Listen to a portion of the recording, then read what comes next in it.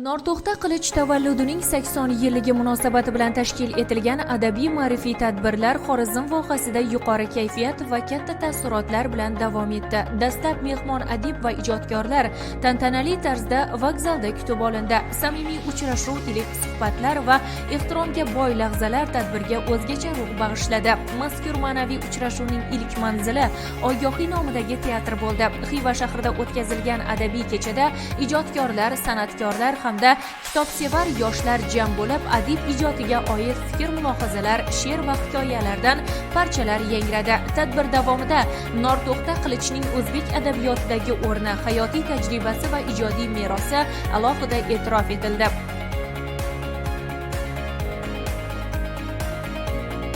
Bugun Xiva shahridagi Ogohiy ijod maktabida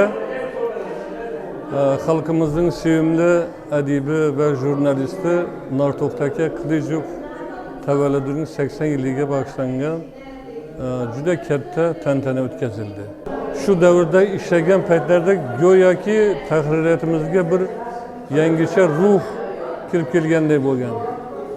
Shu davrlar mobaynida u kishi Xiva shahri hamda tumanni hamma deyarli shahar qishloqlarda bo'lib, shu yurtimizda bo'layotgan o'zgarishlarni, yangiliklarni gazeta sahifalarga muhrlaganlar. Mana bugun shu Norto'xta akamizning 80-bahorini biz birgalikda mana shu ijod maktabida nishonladik, qarshi oldik.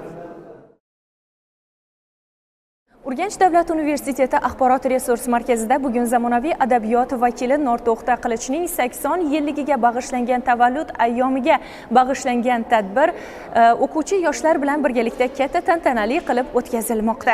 Bugun esa ushbu ma'naviy ma'rifiy tadbir Urganch davlat universitetida davom etdi. Universitet talaba yoshlari, professor, o'qituvchilar hamda taniqli adiblar ishtirok etgan uchrashuvda adabiyotning inson tarbiyasidagi o'rni, kitobxonlik madaniyati va ijodkorlar mas'uliyati haqida atroflicha so'z yuritildi.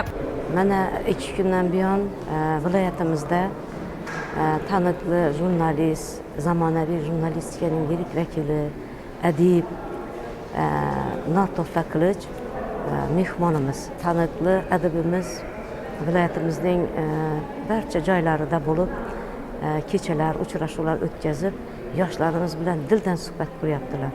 Norto'xta Qilich bugun 80 yoshga to'ldilar va u insonni ilk mehnat faoliyati aynan Xorazmda, Qo'shko'pir tumanida, Xiva tumanidagi gazetalarda boshlanganligini ko'rishimiz mumkin.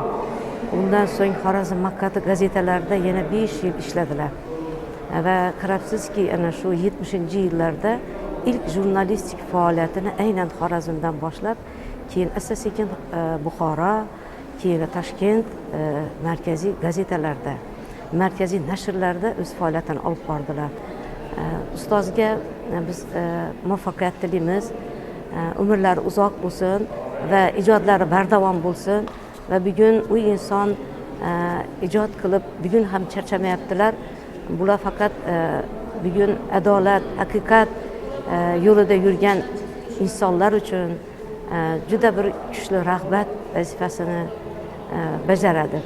Talaba yoshlar tomonidan tayyorlangan badiiy chiqishlar, sahna ko'rinishlari va she'riy kompozitsiyalar yig'ilganlarga manzur bo'ldi. Tadbir davomida yoshlarga ijod qilish, kitob mutolaasiga mehr qo'yish hamda milliy adabiyotimizni chuqur o'rganish borasida tavsiyalar berildi.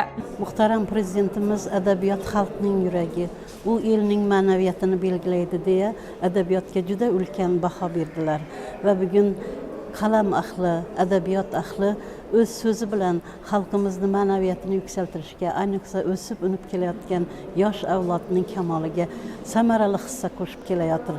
Va bugun mamlakatimizda taniqli adib, zamonaviy nasrimizning yirik vakili, tarjimon, jurnalist Norto'xta Qilichning 80 yillik tavalludi aynan Xorazmda o'tkazilayotganining boisi uning qalamiga Xorazm beshik bo'lgan.